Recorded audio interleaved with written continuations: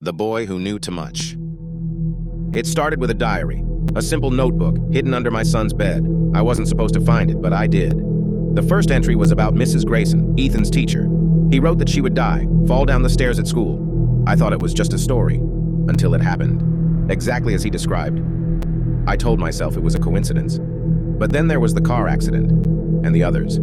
All of them written in that diary, all of them true. I didn't know what to do. My son, my sweet, quiet boy, was predicting deaths. And then, he wrote about his own. November 3rd, I will die. He'll come for me, the man with the scar. The man with the scar. A tall man with a snake tattoo on his wrist.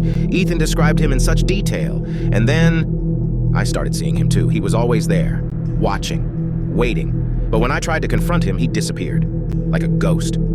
I took Ethan to a psychologist. He drew pictures of the man over and over. The man who's going to kill me, he said. I didn't know what to believe. Was my son psychic, or was he something else? The diary had a countdown. November 3rd, the night he would die. I couldn't let that happen. I wouldn't. I locked the doors. I kept him home from school. I even thought about running away, but the date kept getting closer.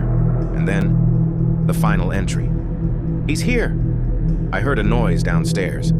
I grabbed the knife and went to face him, the man with the scar. But it wasn't him. It was a detective.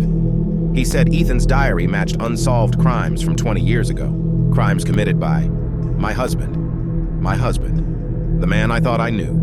The man who died before Ethan was born. The detective said Ethan's predictions weren't about the future.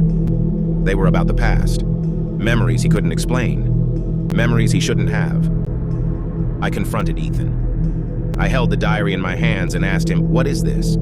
He looked at me, his eyes filled with tears, and said, "I see him every night, in my dreams. He hurt people." My son wasn't predicting the future. He was remembering the past. And then, I saw it. In his eyes, in the way he looked at me. The man with the scar wasn't real. He was never real. He was Ethan. The final entry in the diary. I see him. He's me.